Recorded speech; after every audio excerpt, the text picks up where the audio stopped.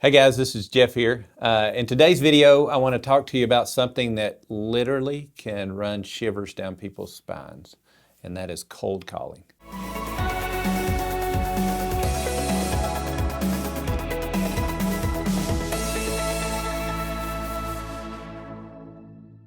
So just the sheer mention of the word cold call or cold calling gives pictures of people in sweatshops with headphones on and running through scripts and making 100 calls a day. And that's not really cold calling. That's telemarketing.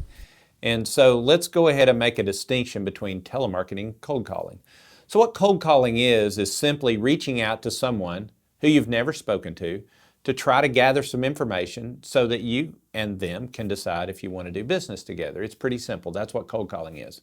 What telemarketing is taking a list of names with no information ahead of time and just plowing through that list trying to get business.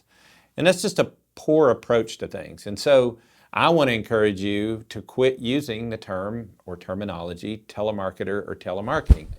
In one sense, it's difficult to recruit someone to come to work for your company if you tell them they're going to be a telemarketer. On the other hand, if you ask somebody to come to work for you and you say that they're going to work in the business development department, and as a part of that job, they're going to make some calls to people to gather some information to determine if you can do business together. I think that sounds much better. And so I would encourage you just to consider discontinuing the use of telemarketing. Okay, so let's talk about a cold call process. When I think about a cold call process, there's three words that come to mind. And the first word is systematic. Your cold calling process or your cold calling strategy needs to have a system. And when I think of system, I think of words or things like having a good CRM system in place, having well thought out fields within that CRM system, things like having a good call script and having a good voicemail script that would go along with that, and also having a good cadence. So a cadence being when we're going to call and how often that we're going to call these folks. So that first word is systematic. The second word is consistent or consistency. So your system, your cold calling strategy needs to have some consistency to it. And so one of the great challenges for many people in our industry is that the owner of the company is also the HR person and also the operations person and the compliance person and the salesperson.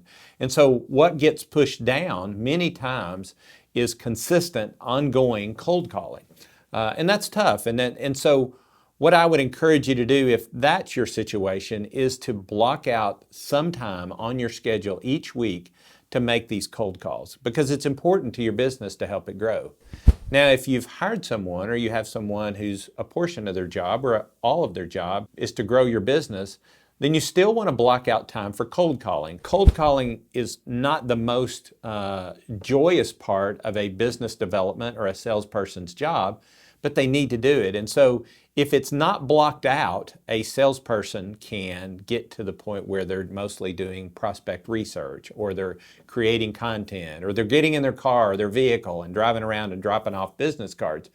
But cold calling needs to be done and it needs to be done consistently. So it's systematic, it's consistent, and the last one is it's focused. And so when I talk about focus, I'm really talking about understanding who your ideal prospect profile is and just calling those folks. So there's nothing more frustrating or time consuming than reaching out to people who you probably aren't going to want to do business with. It really doesn't make much sense.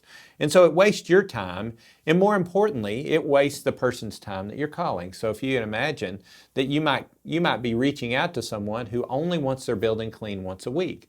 Well, that's kind of a waste of their time for you to be calling them if that's what they have. And so I would encourage you to focus in on that ideal prospect profile and just call those folks. So again, it's systematic, it's consistent, and it's also focused.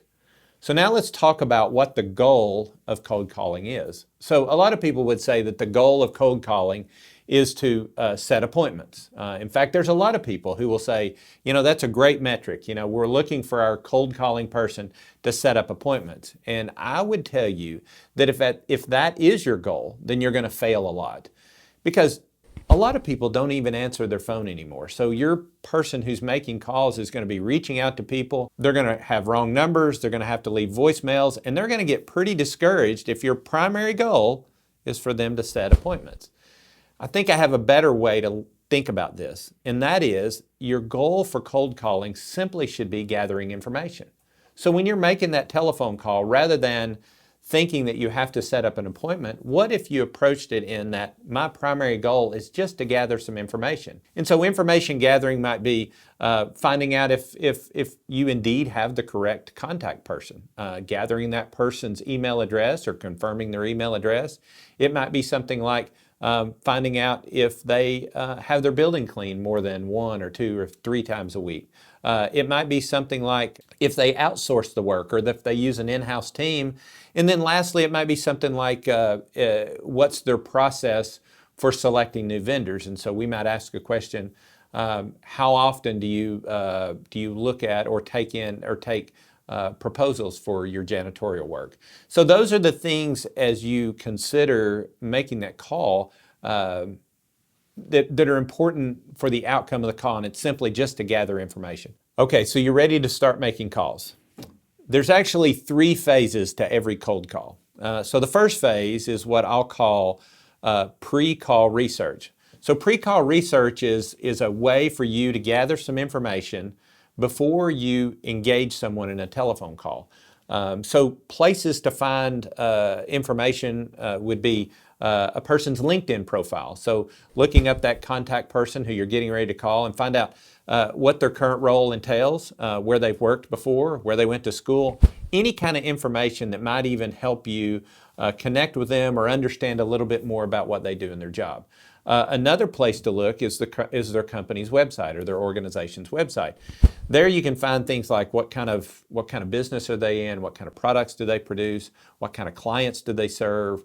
All those kinds of things are important. And also you might find some information about the company, some news that's on their website that might come up in conversation. And so that pre-call research just allows you to have confidence that if the cold call develops into a conversation, that you're educated on who they are and what they do. So the second phase of a cold call is simply the call itself, and really the most important phase is the call itself. And so you want to make sure that when that person answers the phone that you have a plan in place. Remember, the goal is to gather information.